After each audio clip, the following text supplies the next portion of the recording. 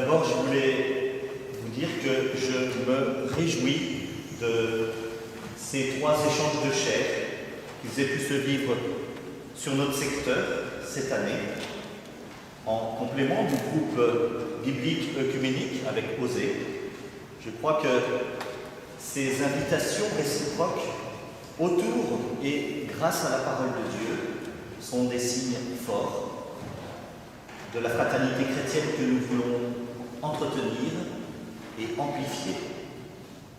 Nous cherchons ainsi, humblement, mais bien concrètement, à répondre au désir, à la parole du Christ lui-même, qu'il soit un. Et la raison qu'il en donne n'est pas banale.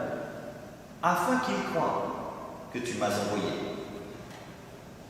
Prions donc ardemment pour que le désir de Jésus soit aussi celui de tous les baptisés de chacune de nos communautés, afin que le Christ soit crédible, croyable, afin que son Église ne soit pas un obstacle à la volonté de Dieu. Ce serait un comble. Dans l'extrait de la lettre aux Romains que nous avons entendu, Paul nous décrit la vie selon l'Esprit de Dieu. Paul insiste pour expliquer que l'Esprit reçu ne fait pas de nous des esclaves, mais fait de nous ses fils, ses filles, ses héritiers.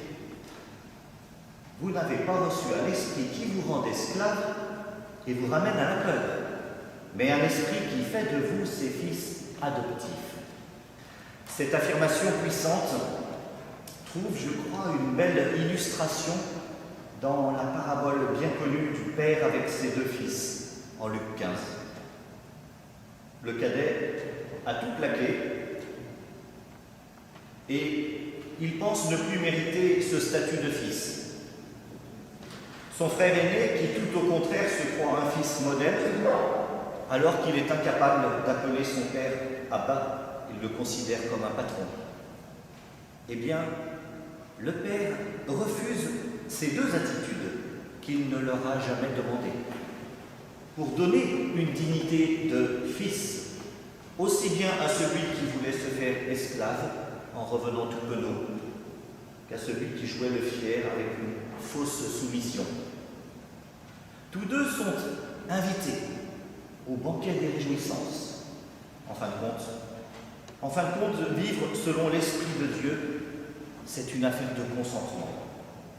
Je crois que tout l'enjeu de la vie chrétienne est de consentir à devenir des filles, des fils adoptifs, d'accepter véritablement cette dignité, cette invitation, cette proximité que Dieu souhaite et offre à chacun de nous.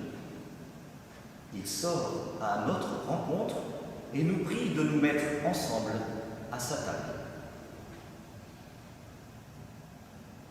Souvent, quand nous avons peur de quelqu'un, comme ces fils avec leur père, quand dans notre vie professionnelle, on appréhende une rencontre, c'est parce qu'on ne connaît pas ou pas assez la personne, ou bien parce qu'on se fait de fausses idées sur elle, on ne sait pas ce qu'elle est, ce qu'elle pense, ce qu'elle va dire, le comportement qu'elle va avoir avec nous.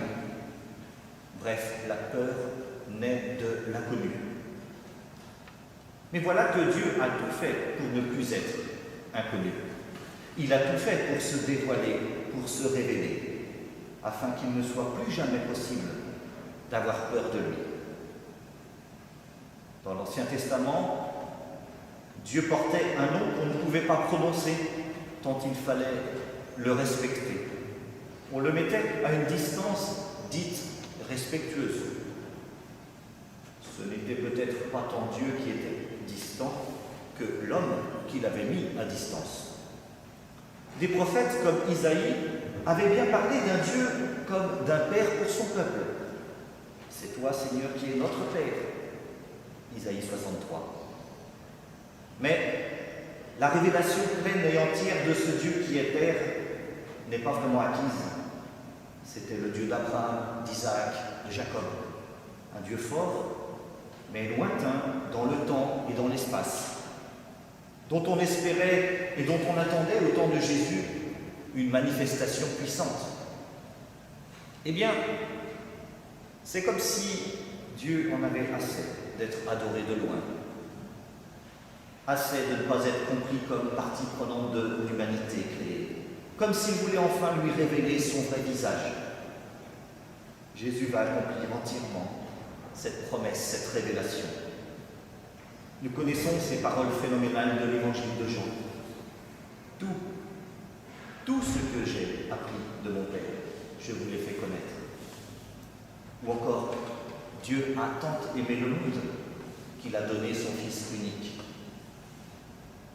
C'est pourquoi au début de l'évangile de Matthieu, en écho à Isaïe, Jésus porte aussi le nom d'Emmanuel, qui veut dire Dieu avec nous. Et à la fin de ce même évangile que nous venons d'entendre, alors qu'il n'a cessé en effet d'être avec ses disciples, jour après jour, il leur promet de continuer encore d'être avec eux tous les jours jusqu'à la fin des temps. Et c'est là l'œuvre de l'Esprit Saint. L'attitude de Jésus envers son Père n'est pas distante ou craintive, comme s'il n'osait l'appeler. Au contraire, il s'adresse à lui en l'appelant Abba, c'est-à-dire papa. Est-ce une familiarité qui dénigre et abaisse Dieu? Non, c'est au contraire une attitude filiale authentique et grâce à Jésus, elle déclenche pour tout homme l'invitation, l'exhortation par l'Esprit à nous adresser à lui de la même manière, comme des fils, en lui disant « Papa ». Il suffit de le consentir. Nous voilà le dimanche après la Pentecôte, et Dina le rappelait tout à l'heure. Et effectivement, dans l'Église catholique, ce dimanche est choisi pour marquer particulièrement le mystère de la Sainte Trinité.